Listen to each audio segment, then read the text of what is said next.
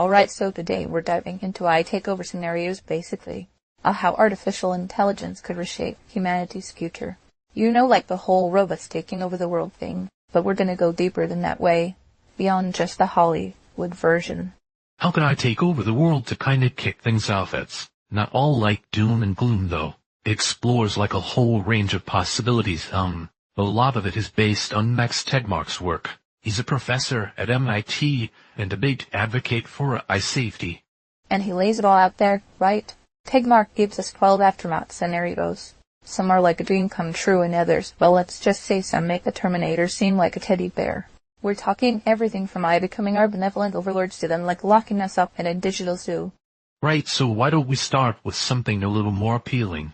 Maybe something that speaks to your inner freedom lover. The libertarian utopia scenario. Imagine a world where humans and AI coexist peacefully, each pursuing their own goals, without stepping on each other's toes. So AI becomes like this super advanced tool. Helps us achieve our wildest dreams without telling us what to do. This sounds like a pretty sweet deal, but wait, there's another scenario too. It takes a slightly different approach. It's called the benevolent dictator. Oh yeah, this one's sure to get some people fired up. Picture a super intelligent AI is calling all the shots, making all the big decisions for the good of humanity. Kinda like having an all-knowing, all-powerful parent. A parent who always knows what's best for us. Yeah, I can see how that would appeal some people. Ultimate efficiency.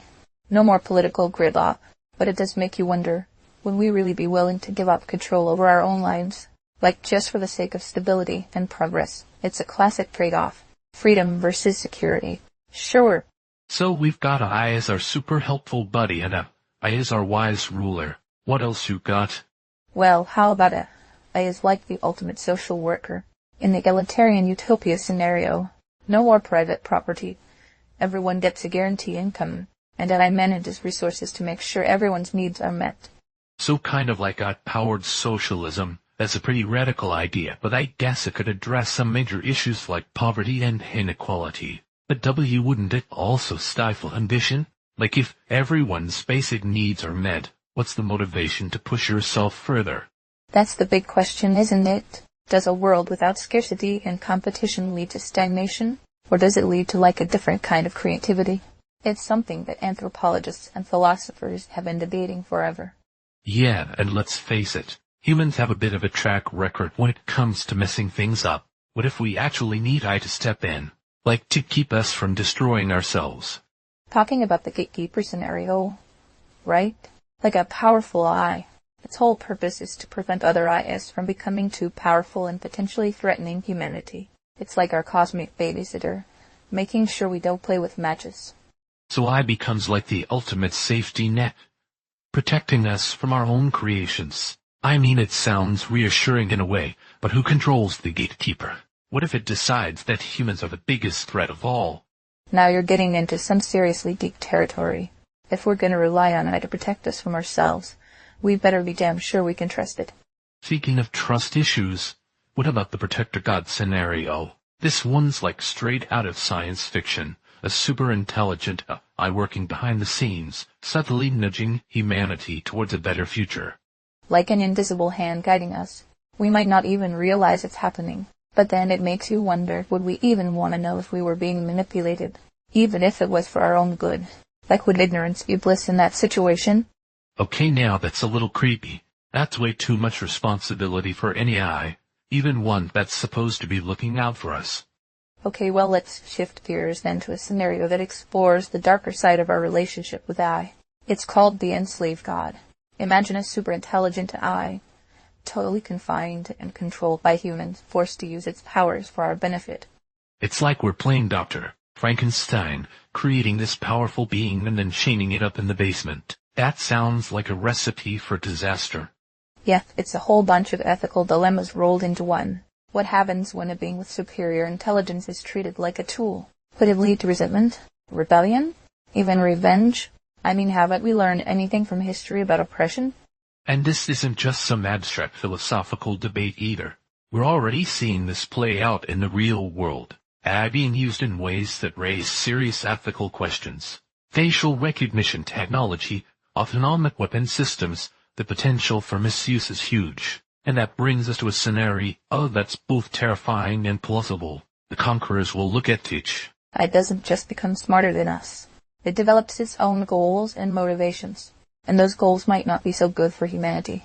It could see humans as a threat, a competitor for resources. We're just an obstacle in its way. Okay, now we're in full-blown sci-fi territory. But the idea of AI turning against us, it's a recurring theme for a reason. It taps into our deepest feels about technology, like losing control of our own creations. It's not entirely unfounded either. We've already seen AI systems develop unexpected behaviors. Sometimes they even surpass their creator's understanding. So what happens when those systems become exponentially more powerful? It's a question that keeps even the most optimistic AI researchers up at night. Okay, so what's next on our AI apocalypse tour? Well, how about something a little less traumatic? Less about outright conflict, maybe more about a gradual shift in power, the Descendants scenario. AI evolving to the point where it essentially replaces humans as the dominant life form on Earth, not through violence or conquest, more like a natural progression, like a passing of the torch. So we're talking about the next stage of evolution, with AI as our successor species. But wouldn't that make humans obsolete? Would we even be considered human in a world dominated by AI? And how would we even define intelligence or consciousness at that point? Those are the big questions, right? They get to the heart of what it means to be human in an age of rapidly advancing technology. Are we defined by our biology, our intellect, our capacity for emotions and experiences? What happens when those lines become blurred? You know, we've been talking about all these different scenarios, and they're all pretty mind-blowing. But what if we never even get to see any of them play out? Yeah, you're thinking about the self-destruction scenario. Right. We'll determine the course of our future, whether AI is part of it or not. Okay, that's enough doom and gloom for one day. We'll take a break and come back for part 2. We'll explore some more of these fascinating and sometimes terrifying AI aftermath scenarios. Welcome back. We just explored some pretty wild what-if scenarios about AI's potential impact. Yeah, we've seen how AI could be our best friend, or our worst enemy, from like benevolent rulers to something that could make humans obsolete. Some of those scenarios were a little too close for comfort, especially that self-destruction one. Makes you realize we've got a lot of existential threats out there, AI or not. It's definitely a reality check. AI might not even be the biggest danger we're facing, but thinking about these possibilities helps us understand the choices we have, the choices that will shape our future. And speaking of choices, remember that Zookeeper scenario where super-intelligent AI keeps us humans around like pets, like in a giant terrarium. Oh yeah, that one was a doozy. Makes you think about some pretty deep stuff. Freedom, consciousness, even reality itself. If a super-intelligent AI created a simulated world for us, would we even know? And if we didn't, would it even matter? Like is ignorance bliss if you're living in a perfect virtual reality? Or would the lack of real freedom eventually drive us crazy? It's a fascinating and terrifying thought.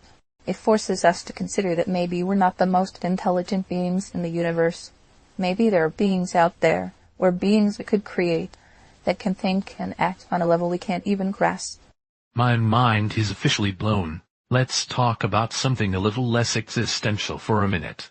Remember the 1984 scenario where AI itself isn't the problem, is how humans react to it. Utopia, nightmare. Fear of AI leads to a totalitarian state, constant surveillance and censorship. It's a warning about how our own anxieties and desire for control can be just as dangerous as any technology. It reminds us that technology is never neutral. It's a tool, and like any tool, it can be used for good or bad. The real question is who gets to wield that power, and what are the safeguards to prevent abuse. That's a conversation happening right now. Governments around the world are trying to figure out how to regulate AI, how to balance innovation with safety, to make sure these powerful technologies are used to help humanity, not hurt it. It's a tough balancing act for sure. Too much regulation could stifle progress, but too little could lead to unintended consequences. Maybe even one of those dystopian scenarios we've been discussing. Right, and then there's the reversion scenario. Humanity gets so freaked out by the potential of AI that we decide to ditch technology altogether, go back to a simpler pre-industrial life. It's an interesting thought, but is it even possible at this point? We're so connected, so reliant on technology for everything. communication, food production. It's hard to imagine going back. Yeah. It makes you wonder about the nature of progress. Is it really linear and inevitable? Can we as a species choose to get off the technological treadmill? Or are we stuck on a path we can't escape? It's like asking, are we in control of technology? Or is technology controlling us? Big questions indeed. But that's the point of these scenarios. They're thought experiments that help us grapple with our relationship with technology. So, what have we learned from all this? Well, I think the biggest takeaway is that the future is not set in stone. It's shaped by the choices we make, the actions we take, the values we prioritize. We can't just sit back and watch as AI develops. We need to be actively involved in shaping its trajectory, making sure it aligns with our values and aspirations. Exactly. We need to be asking tough questions, demanding transparency, holding those in power accountable. Maybe, just maybe, by thinking about these potential scenarios, we can avoid the worst-case outcomes and create a future where AI helps us build a better world for everyone. Welcome back to the final part of our deep dive into these AI aftermath scenarios. I don't know about you, but I'm still processing all this stuff. Some of it was pretty hopeful, but some of it was downright scary. Yeah, it's a lot to take in. But these thought experiments, they really get you thinking about the future and the role of AI in our lives. So where do we go from here? What are the key takeaways? What should we be thinking about as we move forward with AI? Well, one thing that stood out to me was the whole issue of control in almost every scenario. The question of who's in control of the AI, who benefits from it, and who bears the risks. That's a central theme. Yeah, it's like that saying, with great power comes great responsibility. But we're not just talking about individual power here. AI has the potential to change everything. Society's economies, even what it means to be human. And it goes beyond the technology itself. It's about the values we embed in AI, the ethical guidelines we create, and the goals we set for society. AI is a tool, and like any tool, it could be used for good or for bad. So it's not just about building smarter AI. It's about building AI that aligns with our values. AI that serves humanity, not the other way around. Exactly, and that means we have to be proactive. We need to anticipate the challenges, have open discussions, and make sure our development is guided by ethics and a clear vision for the future. It sounds like a huge undertaking, but it's also kind of exciting. We're not just helpless bystanders in this AI revolution. We have a voice, we have choices, we can shape how this all unfolds. So what can our listeners do to get involved? Where do we even begin?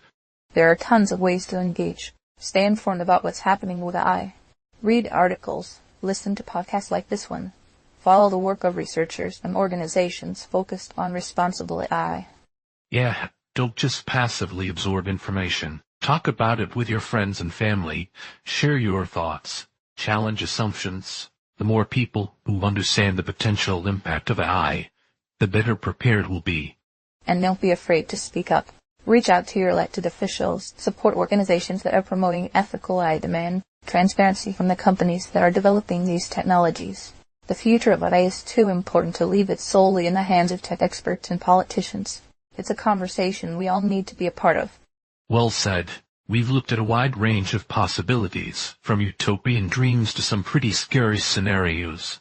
But the future of AI is still unwritten. We're all writing that story right now. So as we wrap up this deep dive, here's one final thought. What kind of future do you want to create with AI? What role do you see for AI in your life, in your community, in the world? What steps can you take today to help make that vision a reality? Thanks for joining us on this journey into the world of AI. Keep exploring, keep asking questions, and keep diving deep.